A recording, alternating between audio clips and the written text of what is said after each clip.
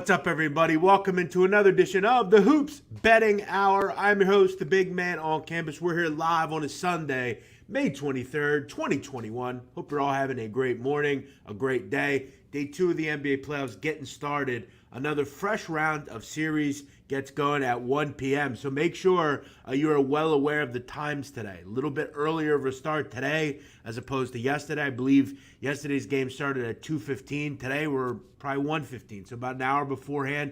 In this town, in the Philadelphia area, we're excited. Sixers get started today. Lot to talk about, lot to get to. We welcome back our special guest, Spread Astaire. He joins us 2 straight nights for Spread Astaire. He's joining us with 4 games, 4 new ones to sink our teeth into. Spread, how you doing? Hey, I'm doing great. I've had some pretty good success on the show so far. Most of the episodes I come on, give out some winners, pat myself on the back, but I have to give you credit. You got the better of me yesterday on the 2 that we were opposite yesterday on the head-to-head.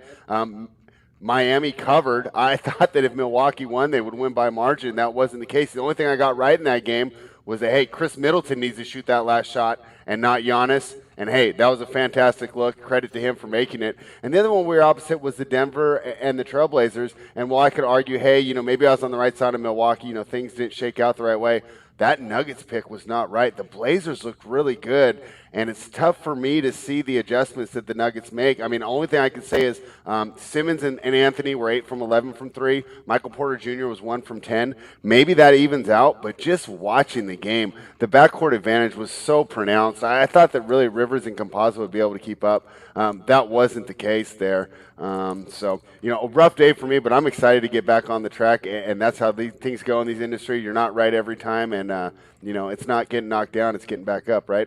You got to keep pushing. 4 new games today. You really said it best.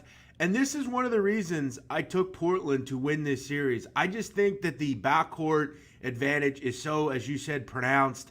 And look, guys like Jokic and, Porter Jr., they're going to get theirs. They scored 49 last night, but it's nowhere near enough to win the game. None. It's not even close. You have to have a guy like Jamal Murray in this series. This is a terrible matchup if you're the Denver Nuggets. I got to be honest. It wouldn't surprise me if I'm being honest, Spread. It would not surprise me if Portland sweeps Denver. I believe that. I don't think that. How does Denver win a game here? They have no advantage in the series at all.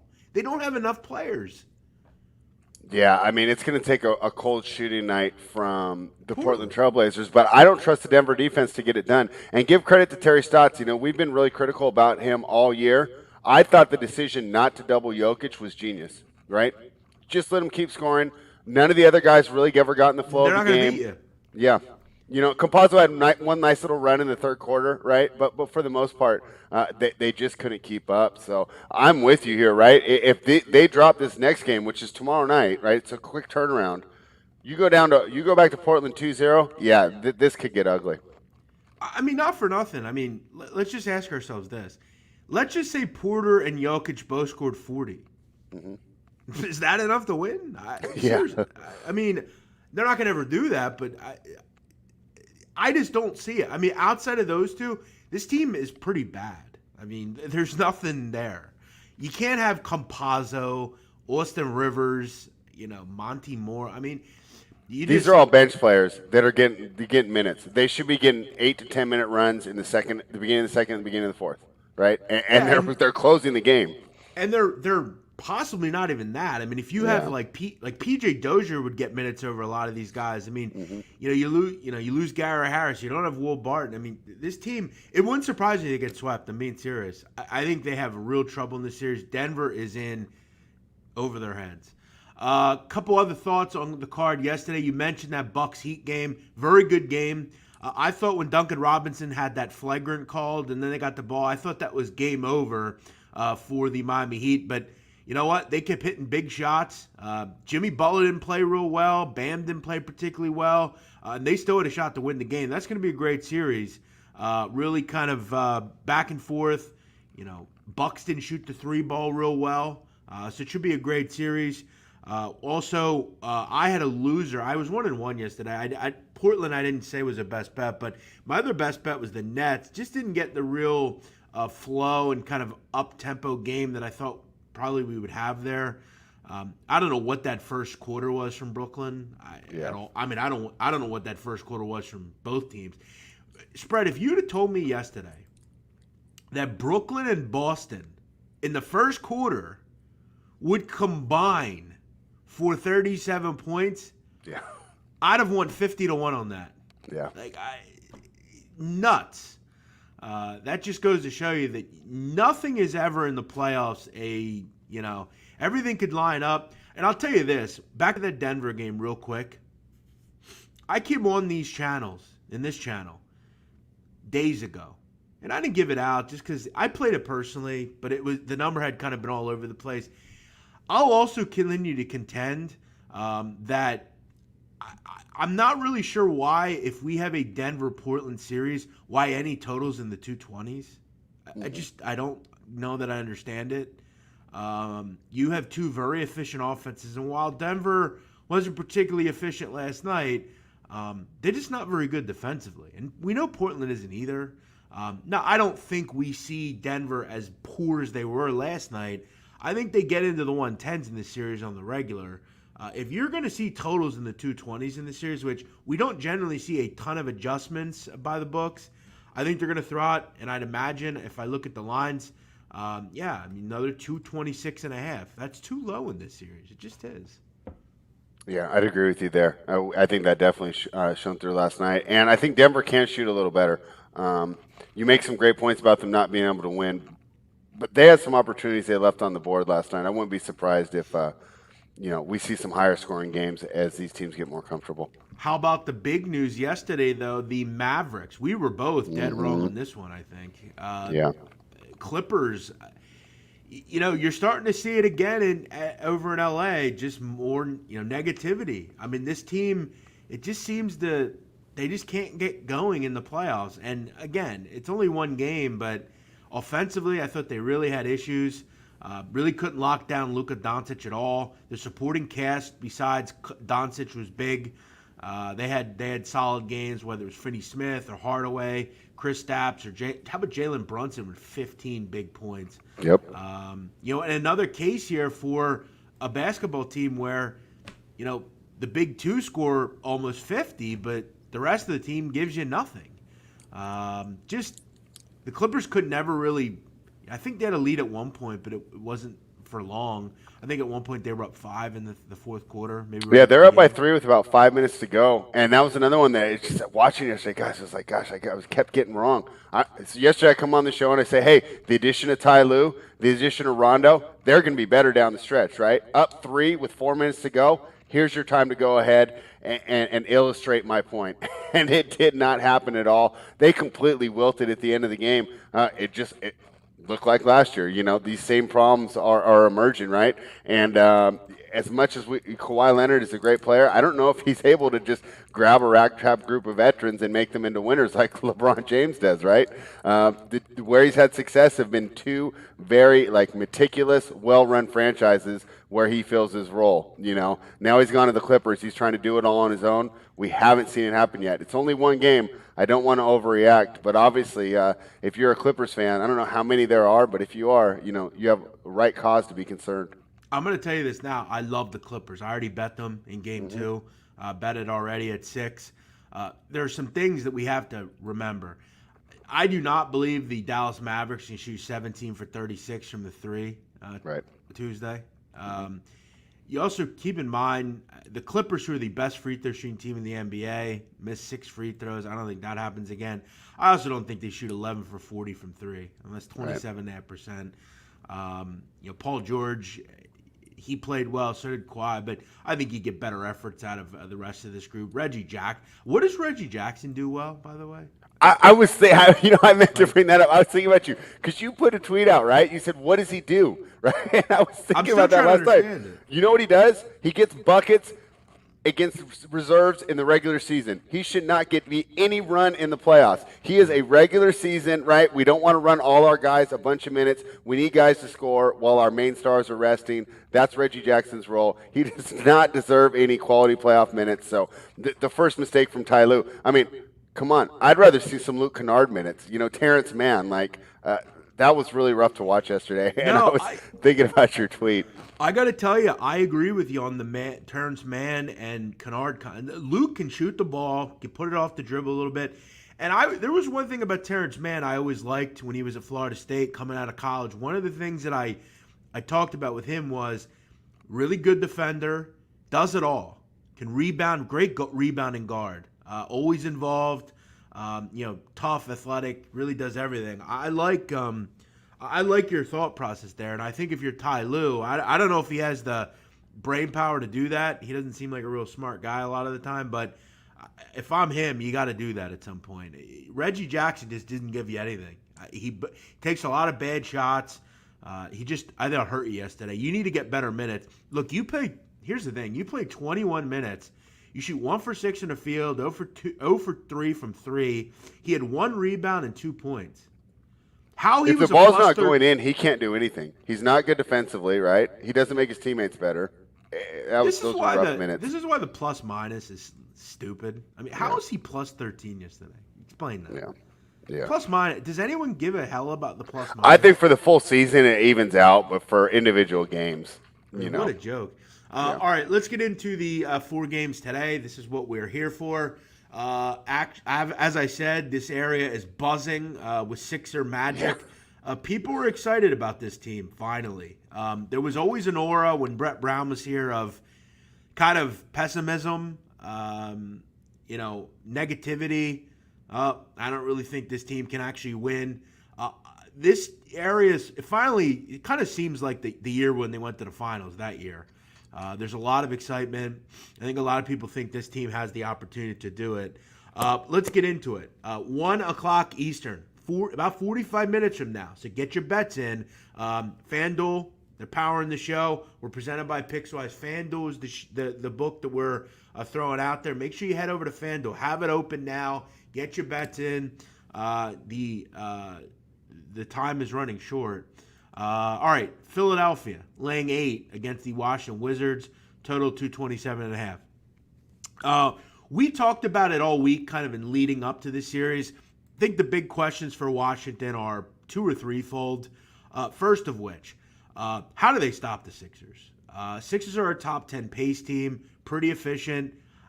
I'm not really sure on the Wizards who guards Embiid. I think Embiid's going to have huge nights in this series. You look at his point total today, 32.5. He's just had such an MVP caliber season. And look, all due respect to Daniel Gafford and Alex Lynn, no Thomas Bryant, they're not going to stop Embiid. Embiid has to sit on the block and just grab the basketball and do what he does. He is a matchup nightmare. He's a train downhill you don't want to get in front of. We know there's some bad blood between Russell Westbrook and Joel Embiid. That should be interesting. Where did that stem from? Well, it stems from when he was in Oklahoma City. There was just always some, they would always go back and forth with each other. They would wave at each other when one would foul or they would lose. And then Joel Embiid dunked real hard on Russell Westbrook, and then Russell Westbrook was fouled real hard by Embiid. It's always just been a back and forth. They don't like each other. Westbrook has made it clear he doesn't like Embiid. If you could find a dueling technical here, I think that would be a great bet. I don't think it's not out there, but I think it'd be a good bet. But other questions about the Wizards. Can they make shots in this series? Because what are the Sixers going to do? They're going to turn Washington into a jump shooting team. It's that simple. This is a terrible matchup for Washington, in my opinion. And again, you guys know I'm pretty in the middle when it comes to the Sixers. I'll tell you if it's a bad matchup. I'll tell you if I don't think they're going to win. I would be very surprised if the Wizards win a game in this series. I think this is a really solid spot for the Sixers. Game 1. Washington with no rim protection on defense. Embiid has dominated them in 3 games this year. Keep in mind, in one of those games, he only played 20 minutes, and Embiid still averaged 30 points a game in 3 series against them. You look at Scott Brooks. He mentioned we want to play fast. We have the fastest guard in the NBA. They're going to have to do that today. They can't sit back and get this into a half-court game. If that happens, they'll get blown the hell out, which I think will probably happen. I'm going to lean on the Sixers here, laying 8. I was hoping to get 7.5, but I think there could be a game or two that's closer in this series. I don't think it's this one. Philadelphia always very good at home. I will say as well, I think the over could have some value here because I think this turns into probably a garbage game late. I think Sixers surely get into the high 110s, maybe a low 120s. This is the worst defense in the NBA when it comes to points per game, and not just the playoffs, the total NBA. I think Washington has to understand we have to up the tempo. We have to go faster than we already do, and we're the fastest team in the NBA. I'm going to lead. I'm going to go over the total. That's kind of my main play for this game, 227.5. I know the Sixers are good defensively, but could get interesting if this one turns into an up-tempo battle. And both these teams, top 10 in pace. Yeah. I lean towards the under. I think the best way to approach this game, though, is don't overthink it. Take the Philadelphia 76ers, right? You mentioned that how bad this matchup is, right? So the Wizards, a perimeter-oriented offense that's going to run through Westbrook and Beal. What do the Sixers have? They have fantastic point-of-attack perimeter defense. And if you beat that, you still got to deal with Embiid or even Dwight Howard off the bench, who's not that bad a shot blocker at this point of his career, right? So I think this is a terrible matchup for Washington. They didn't win a game this year, and I know we say the playoffs are different, but I think a lot of these games are indicative. The only one that was really close was in January where Bradley Beal went for 60. I don't think Bradley Beal's 100%. I don't think we can count on 60 from him tonight. And that was just keeping it close. I mean, they still lost that game by 5. Sixers have an advantage everywhere. Anything that we're going to look at, the Sixers are going to have an advantage. Maybe except for team speed or something like ridiculous, right? They have the rebounding advantage. They have the defensive advantage. They have the coaching advantage. They have more talent. Their bench is better. I mean, I'll take the Sixers. I'll lay the 8 here. Yeah, I mean, I definitely agree. I have no interest in the Wizards here. I just feel like in this game, the over finds its way in just because if this game, I think with 2-3 minutes left, it's probably, 115, 104 or something. And, the Washington finds a way to get into the 110s. I just think they have to go fast. I think they hit some shots. We know Beal and Westbrook will do what they can to put them on their backs. Somebody's mentioned in the chat, Drexler, any thoughts on Russell Westbrook over 1.5 threes? Russell Westbrook, 6 straight games where he's attempted 5 or more threes. He's going to attempt a few more today. Again, I know Doc Rivers. I know this team. They're going to try to turn in the half court. They're not going to allow much inside. They just aren't. It's not what the Sixers do. They're too good defensively to allow it. I think they're smart enough to say, look, beat us, and preferably we want Russell Westbrook doing it. So I definitely think the attempts are going to be there. This kind of seems like a 2 for 7 from Russell Westbrook from 3. I like the over. I don't hate that. Gabe Tadino with this guy's an odd character right here. Gabe Tadino. Embiid won't choke till later in the playoffs. Let me ask you a question, Spread. Seriously. Over the last 3 seasons or whatever it's been, would you characterize Embiid as the one that's choked? Joel Embiid's done everything he can for this team. What are you talking about? Choke?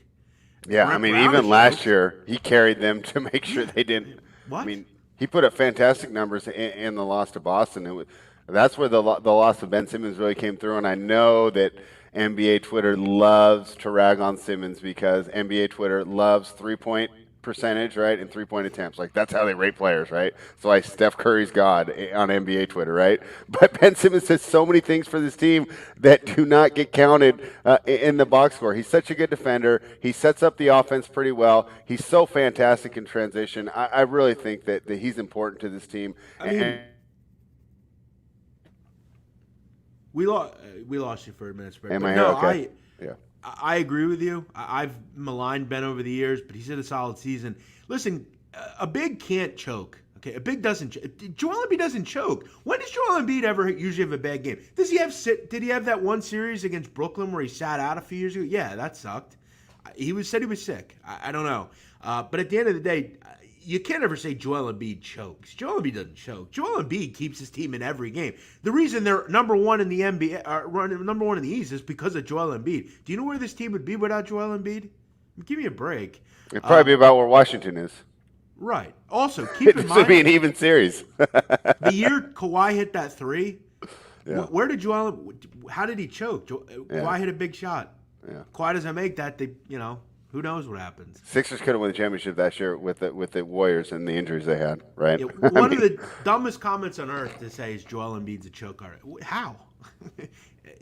Has he done some things that are childish? Yeah. He's had to grow up. The kids, we have to remember, he hasn't played organized basketball that long.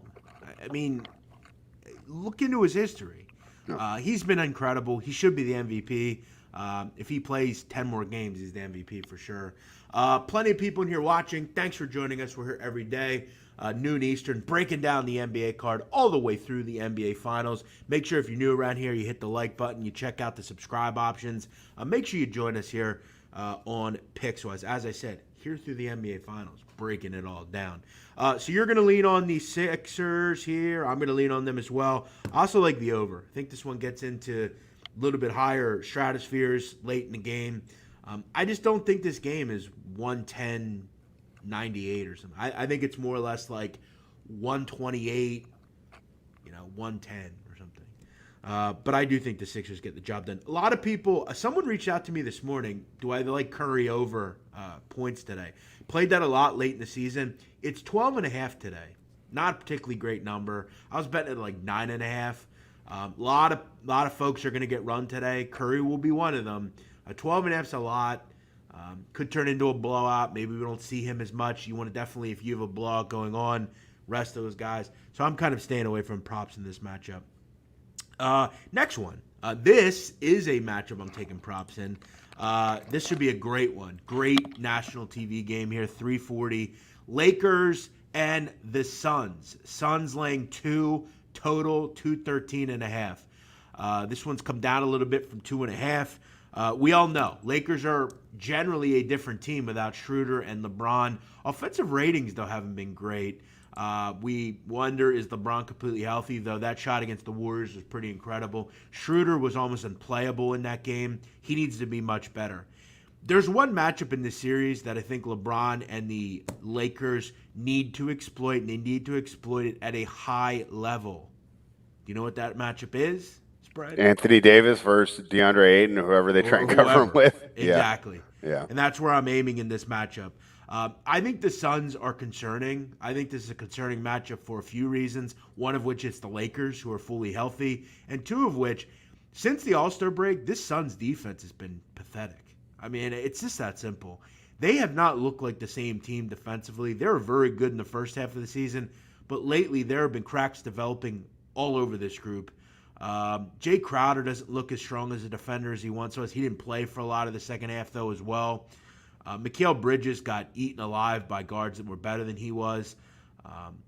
Obviously Chris Paul neutralizes this team a lot, and Devin Booker's terrific, but defensively this team has issues. I look at Anthony Davis. In one game just a week or two ago against the Suns, he had 42 and 12. There's no one on this team that can guard him. Outside of DeAndre Ayton, who's just coming off an injury, I think that Dario Saric can guard him. Frank Kaminsky. Give me a break. I mean, that is just pathetic and laughable. They need to involve him. Frank Vogel was asked about it. He mentioned it. They're going to involve him. He needs to be the number one option offensively. Also, keep in mind, Phoenix is the second worst rebounding team in the NBA. Only Miami is worse. Phoenix can't rebound the basketball. I am all over Anthony Davis, points and rebounds over 35.5. It's 120. I'm playing it. I think he has like a 28 and 10 type of game here. I think he's got a double. I think he has a big game here. And I think if the Lakers want to win this game and win this series, he needs to be an integral part of this offense, kind of like he was a couple of weeks ago against the Suns. As far as the side and total, until the Suns show me that they can defend at a higher level, I'm not interested. Maybe I'll take a look at this game live.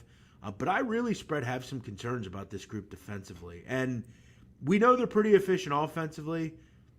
I got a weird feeling this one creeps over. It's low, 213.5. There's some low totals out there today, but I'm kind of staying away from side and total here. Maybe look at it live or something.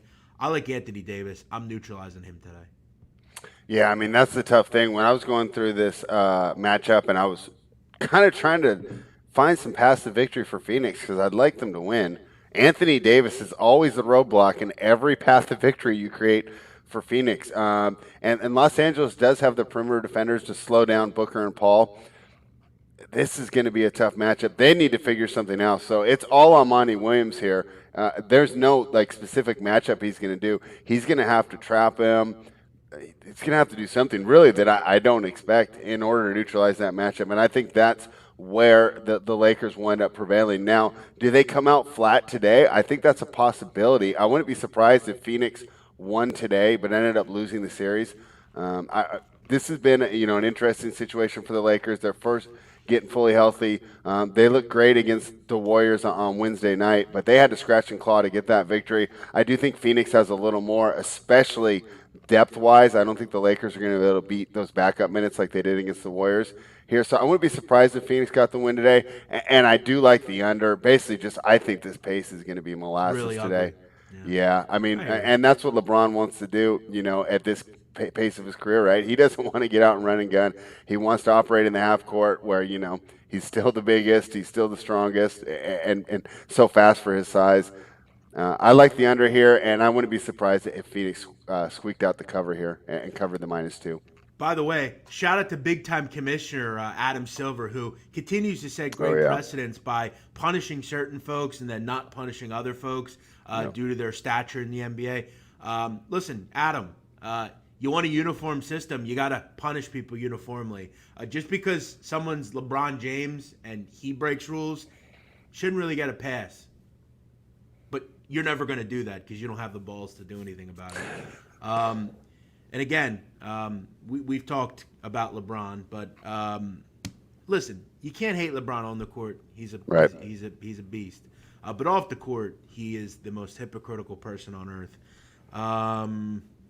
And again, his vaccine comments are just wild. So yeah, it's a tough game. It really is. I think it's a game maybe you approach from a live perspective, maybe at halftime or something.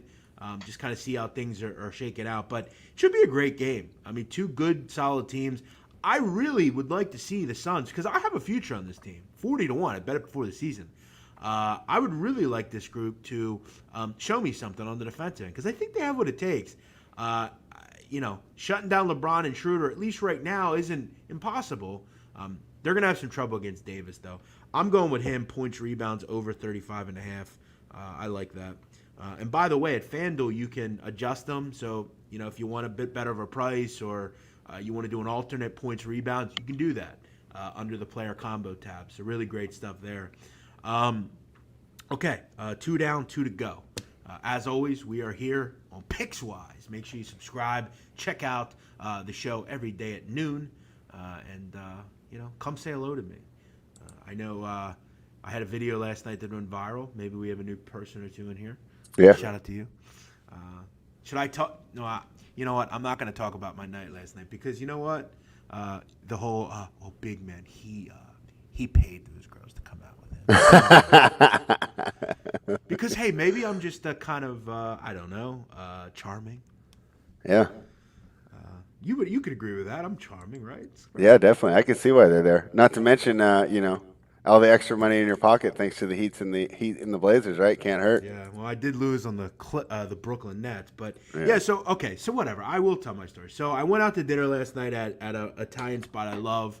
I've been going there a lot. They recently remodeled. The place looks beautiful. So I went out with a chick that I've known her for years. Met her in high school. She's great. She's beautiful, great girl. And she said to me, hey, she doesn't live around here. She lives in near DC. So she comes and says, hey, I got my girl in town. She's like, I knew the girl as well. She's like, I'm going to come. She's going to come too. I said, okay, cool. I get there. Another friend's there as well. So I'm sitting at the table with 3 broads last night. How about that? That's not a bad deal. That's how we reopened Philadelphia, right? But big man paid them. He paid for all of them. He wants to look cool. No, they actually just came and we had a good time. It was great. But no, it's nice to see. It's nice to have people around. It's nice to be out and doing stuff again, right? It's nice to, have people having dinner. It's great. It's good stuff. We missed it for sure. Okay, let's get into the rest of the card here. I don't want to talk about my transgressions all night. Knicks and Hawks. New York is buzzing, as they say. Buzzing. Garden's going to be wild today. Spike Lee's going to be front row. It's going to be wild, put it that way. Shout out to 34th Street. Knicks are a favorite. However, this is moving. I believe, is it a pick or is it +1? Let me double check here. Okay, it's back to +1. So Knicks are a favorite again. It was pick 'em at one point. Now it's a 1. So the Knicks are the favorite. And spread, what have we talked about? Late in the season, we were betting the Knicks first half as a favorite. At home, they're very good in that role. They were very good in the first half all season, but particularly good as a favorite. So really good kind of spot here for the Knicks, at least early. We know as well they're going to feed off that crowd. It's going to be a great atmosphere. It's nice to see the Knicks in the playoffs, whether you like or dislike the Knicks. But Atlanta has some things that are going to bother the Knicks. I think this is a tough matchup for the Knicks at the end of the day. You have two guys that you could throw at Randall. What do you do with Ntilikina and Alfred Payton? What do you do with Derrick Rose? How do you approach that? I think Trae Young's nasty. We all know that. He's the best player on the court. The offense that they've added with, Bogdanovich and Lou Williams and Tony Snell and all these different guys, I mean, just really, really solid rotation. They're much better on the offensive end. And I'll tell you what, under Nate McMillan, they've done a pretty bang-up job defensively as well. I'm going to back, and I know this is tough because New York is so good against the number. They're so nails defensively. But I think Atlanta finds a way to get a win here. I think they get a win here. I think the Knicks followed up with a win in Game 2. It's not a best bet. This is a tough game. But I'm going to trust my handicap on the Hawks. I think they win this series, and I think they get started here with a win in New York. I think the public's going to be all over the Knicks. They already are. Hawks, I'm going to side with the Sharps here. I'm going to go with Atlanta here, +1. What do you think, Spread? All right, let's see if we can get back because we're going head-to-head again today. You're going head-to-head with a lot of stuff here today. Yeah, I jumped in on the New York Knicks here. I just love them at home. They're 25-11 at home this year. Atlanta was only 16-20 on the road. They won all 3 regular season meetings. A lot of times we throw out the regular season. With these teams that don't have a lot of playoff experience, and I think the regular season results matter more than, say, the Clippers or the Lakers or the Bucks or teams that we know, Miami Heat, right, that kind of punt on the regular season because they're gearing up for this 16-game season now. So I'm going to weight those results a little bit more heavy. And I love New York on the defensive end here. I think that they have the ability to get Atlanta the ball out of their good hands. I think Thibodeau will be able to scheme to get the ball out of Trae Young's hands. I think he can force the shooters that they want, and obviously, Herter and Snell and those guys can still hurt them. But I think that I do trust Thibodeau to get the ball out of their hands. I love the inside-out game, and I think that Julius Randle is just going to abuse John Collins. They can't go with that matchup. Capella. Yeah, and so they have to switch for that, and then there should be an advantage for Noel, I would assume, if they're running that lineup, or maybe even Taj Gibson. So if they can force Capella to be on Randall, that's just a huge advantage for the Knicks, especially with Randall's improved passing this year. I trust him to find these other open shooters, and for Bullock, Rose, and Burks to go ahead and knock down those shots opened up by Randall's gravity. The other thing that I think that we discount, this is going to be the biggest home court advantage maybe of the whole playoffs. That place is going to blow. I was talking to a couple guys in New York. I mean, they're planning on being there before the anthem. They're going to be drinking all day. That place is going to be wild. The playoff atmosphere is going to be in effect. I like the Knicks here to go ahead and get this game done. So this will be another fun one for us. And you got the best of me yesterday. Let's see if I can turn it around today. Yeah, look, it is a really tough one. Something has to give here, says Gary White. I couldn't agree more. I think you made really good points. I do think they can handle Randall, but you did make a point with Trae Young. Ntilikina has done a pretty good job. I think Ntilikina can guard Trae Young. Now, look, Trae's going to get the better of him at times just because that's what Trae Young does. It's going to be about those ancillary players, the Herter, the Snell, the Lou Williams, the Gallinari, the Bogdanovich. I just think the supporting cast is better. Look, give me them over Taj Gibson and Emmanuel Quickly. I mean, no offense to those guys. I mean, they're great, but I just think the supporting cast for the Hawks is better. Shout out to the Knicks. They made the playoffs. Cool. Good for you guys. What a bunch of geeks. What a bunch of losers. Celebrating because you made the playoffs. What a bunch of losers. Who does that? Can you imagine how wild the East Coast would go, though, if we have a Knicks Sixers second round? I mean, that would be. Here's what I'm going to say. I hope we get that. I mean, like I said, I liked Atlanta, but I hope we get that because I want to go to the Garden, but I hate that place. That place is so dingy and disgusting. It is very historical, though. I will say, have you been in New York, Spread, ever? Never. You've never been to New York? Okay. Nope. I have many times, and I will say this. When we're on the subject of New York, one time in your life, you should come. Yeah. And go to a game, especially if you're not, you've never been. The feeling you'll get, Spread, it's fascinating. When you get to Penn Station, that's usually, well, you might come from the airport, so you might not need to, but you come to Penn Station and you walk up the stairs and you walk outside and you just look up. It's amazing what a country can do. Like the building, they're gigantic. I mean, it's incredible. Like I always marvel at how amazing New York is, just from just everything. But yeah, it's a pretty crazy. If you've never been, you definitely should come at some point. But what losers? Playoffs? I mean, come on, they should make the playoffs. Hey, as a Kings fan, Jeff, let me know that we'd probably throw a parade if we made the playoffs out here in Sacramento. That's true. We'd be marching up to the state capitol. That's true. I guess you can't always take it for granted. By the way, these teams are two of the slowest teams in the NBA, by the way. So, again, should be another grinder here from a pace standpoint. Does either team hit 100? Yeah, probably. I'd say this comes out to like I want like a 98, a 105, 98. I want one of those. Yeah. 98, 96. It might be the old one. Who was the old Lakers announcer? First team to 100 wins? I mean, that kind of went out the window as the scoring increased, but that might be the case tonight in this game. Razor Sharp Picks checking in. What's up? Yeah, what's up, Razor? Man. Thanks for watching. Thanks for checking out the show, all of you. If you're on the replay, thanks for watching as well. We do appreciate it. All right, one more game here. Final one on the card. 9:40 Eastern. Late night game. Utah Jazz and the Memphis Grizzlies. Utah laying 9. Total 217.5. Donovan Mitchell will play. Mike Conley won't play. So you're going to get one of the two back. One of the better two, obviously. But how much does Donovan play? You think he's ready to go fully, Spread? This is really hard to tell.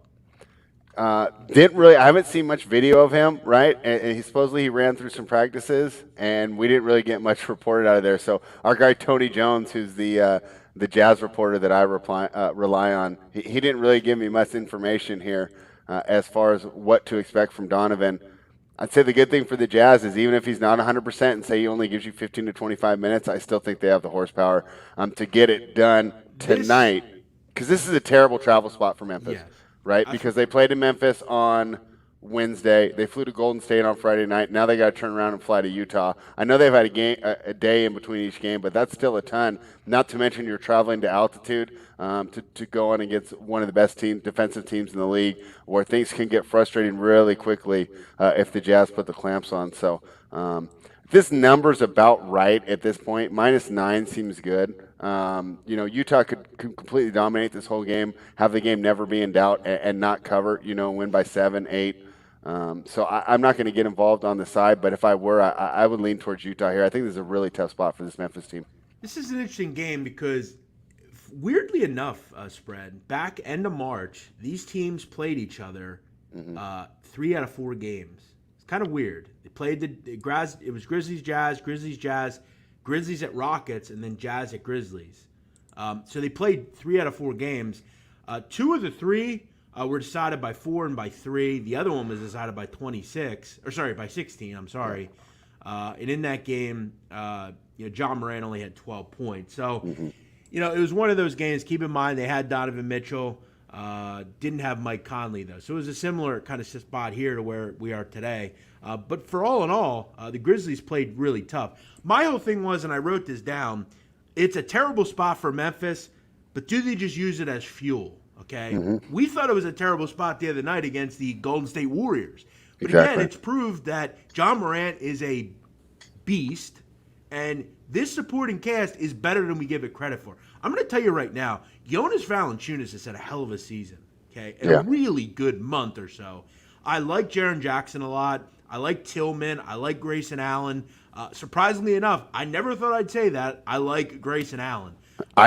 But, the kid's been solid. He's really that, I'm not going to go out and say he's Kyle Korver or anything, but he gives you a really nice push off the bench. Kyle Anderson, another knockdown shooter. Dylan Brooks is turning into quite the defender. I'll tell you what, he did some damn good things. I know Steph Curry went off, but, he did what he could. Mm-hmm. Steph didn't shoot the ball particularly well, I don't believe, as far as I remember. And tonight you're going to have a limping-ish Mitchell. So I think this is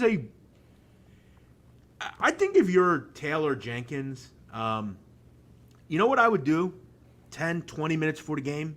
I'd walk in there and say, hey, everybody wake up and listen. I'm going to tell you a story. You know what the point spread in this game is tonight? 9.5. You know what that means? They think you're almost 10 points worse than this team tonight. You just beat the Warriors. You just did something no one thought you could do in that game.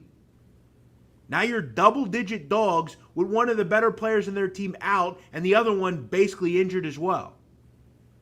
I'll tell you what, I'm taking the Grizzlies. If they lose by 20, so be it. I'm gonna ride this group. I think they're solid. I like how they defend. I like Brooks. I think Morant's just a gunner. I like everything they do. I think it's too many points. Could it be a low spot? Yeah. Could it be a tough trial spot? Yeah. But one thing we know about NBA professionals,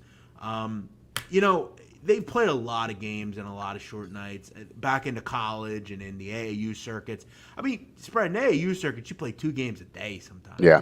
I mean, these guys are conditioned. They're the most conditioned athletes in the world. We talked before, Donnie and I in the past. It's not like these guys are riding on rickety buses or Cessna planes to the next place. I mean, they had a whole day off yesterday. I think they'll be fine. I'm gonna back. I would love to see this one get to 10. I'm not gonna play it just yet. I don't want to play this under 9. Put it that way. So this goes to 8.5. I don't want to play it, but I think anything above 9, I'm gonna have some interest. I'm gonna have a little shot on the Grizzlies tonight. You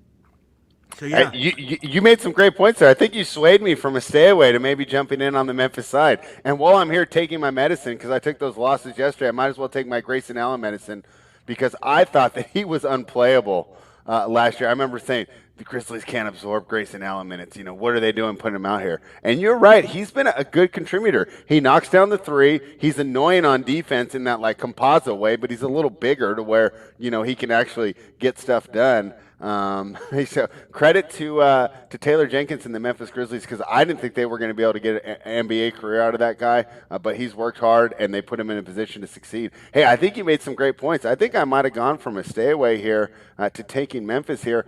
I think you got a good idea. Let's let this Utah money roll in. Let's hope the money line parlays. Let's hope people lay the 9. I'm with you. I'm going to monitor this today, and at 10, I think I'll jump in the water with you. So maybe I went from a stay away to let's take the dog. I think there's a lot of things. You also point out one thing that Utah really does and does it well to a lot of teams is a way you can really just own a basketball game and really pull away at some point is rebound margins a lot of the time.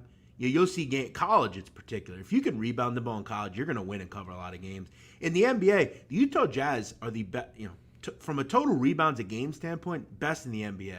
Mm-hmm. Memphis was 4th, not far behind. Yeah. Valanciunas is he just grabs the basketball. These are good. And you know what? Shout out to Memphis, too, because they're very young. I think Jenkins can really use a lot of this stuff today and really to motivate this team into different games, and I think they're going to be a really tough out for the Grizzlies. For the Jazz.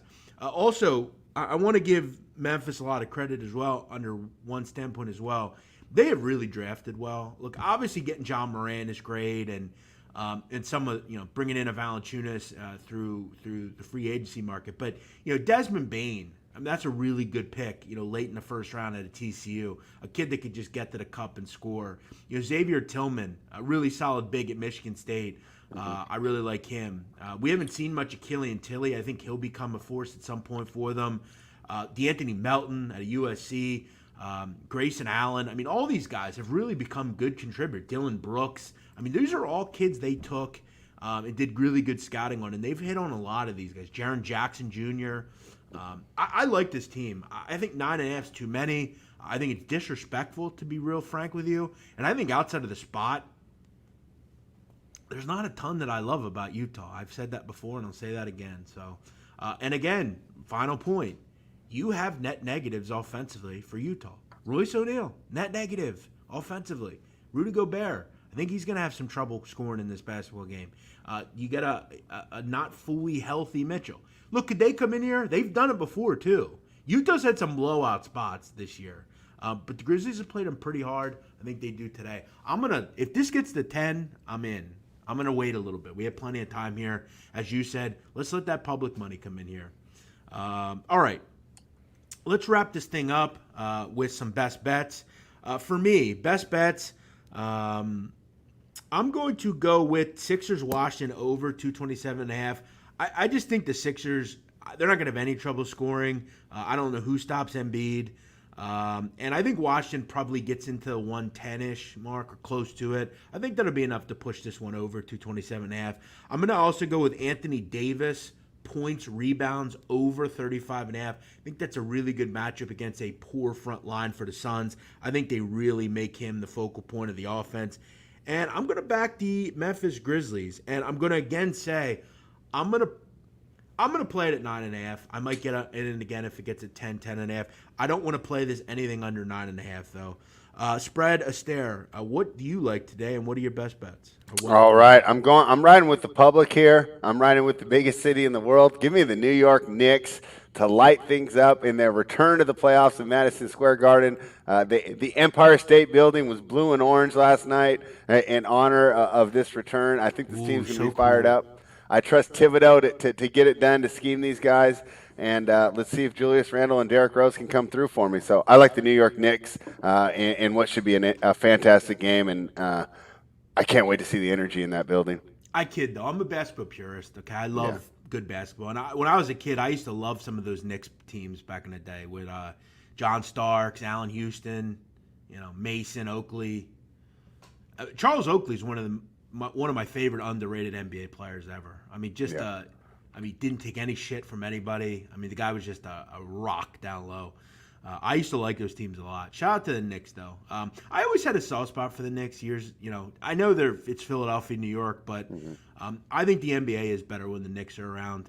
I just kind of troll them occasionally because it's funny that I remember in the middle of the year they were like celebrating out front of the Garden after like a win in like January. It was funny, but hey, but that's what happens when you get into the doldrums. I mean, they've had to and you look at the teams that they've had to root for. I mean, there's not a lot there. I mean, Jeremy Lin years ago and Steve Novak, and you look at now. It's a ragtag group. Julius Randle, Taj Gibson, Quickly, Derrick Rose, Elfrid Payton. By the way, Elfrid Payton, a Sixer draft pick that they traded. That's good knowledge. Right. Who'd they trade him for? Do you remember? Let me think. They drafted him. I'm trying to remember. I got to think back to that. No, but he played here. I don't think he ever ended up playing here. I think they trade. I want to say I'm trying to remember. I think they traded him for Dario the night of the draft. I think. Oh, okay. I think. I'm not 100% sure, but yes, the Sixers drafted him and then traded him on draft night for Sarge, I believe. So yeah. All right. Well, there we go. 4 games. Had a good amount of people. Probably the most people we've had live in here. Probably yet, which we're happy about. Very good. We always like to grow the show. Hope you enjoyed what you heard. Couple stories to wrap it up, and then we'll get on out of here. Pretty wild story going on in Detroit, Michigan. A sad story to report, really. Keith Appling, who played for the Michigan State Spartans. He played in the NBA, had a couple brief contracts. If you know college basketball, you know Keith Appling. Keith Appling is wanted after a deadly shooting late Saturday night involving the shooting death of a 66-year-old man. A very sad story to report. Seems like Keith Appling has lost his way a little bit, and he is doing some things he shouldn't be doing, and he's wanted at this point for a murder. Terrible news, sad news. You always hate to see stuff like this. One that at one point, a player that had a lot of exciting probably thoughts for a future. Really sad to report Keith Appling. Also, are you, let me ask you I want to go back to the Clippers real quick before we wrap this up. When you look at Paul George, okay, you look at him yesterday in that game, you would agree he played okay. Is Paul George ever going to have like a 3 or 4 game stretch in the playoffs where he's just incredible? What is it with that Paul George in the playoffs? Yeah, I mean, and it's got to really just be, it's got to be just piling on at this point, right? So much pressure when you fail to come through time after time, and now it's the narrative around you. Even to the fact of how efficient he was this regular season, right? And we just pretty much dismissed it because we said, well, yeah, I mean, this is great and all, but he's going to fall apart in the playoffs. And now he's kind of fulfilling that narrative again. And that's the difference between wins and losses, right? If the team wins, I don't really think that we're talking about it, right? If the Clippers ride that lead out +3, hey, you know, he did great. He's turning things around. But they didn't get the victory. And I'll tell you what, at this point, it's pretty mental. It's pretty tough to overcome. And as a gambler, it's pretty hard for me to back him. I was pretty high on the Clippers to come out of the West, and I don't want to overreact to one game, especially one game where you mentioned the Mavericks 47% from 3. Is that sustainable? I would guess no. You know, I think the Clippers were only 23% from 3 or something to that effect, right? So if those stabilize, we get a Clippers win here. But still, it's really tough to trust Paul George here. And even if they do get past the series, which we all expect them to, I mean, I think they closed it like -400. It's really hard to see them going against the class of the West and really coming through. So this is his opportunity to change the narrative. And I'll tell you what, I don't think that he's going to be able to do it. I think this mental stuff is just built up too much. But, you know, it would be a great story if he did. And he's not my favorite guy, but I'm almost starting to feel sorry for him. I agree. Because I've said that before. I mean, I feel sorry for him too. I mean, he just doesn't play well in the playoffs. He's not capable of it. We'll see if they can and if he can. All right, let's get on out of here. As always, make sure you check us out every day. I'm here, 12 o'clock Eastern. We'll be back tomorrow.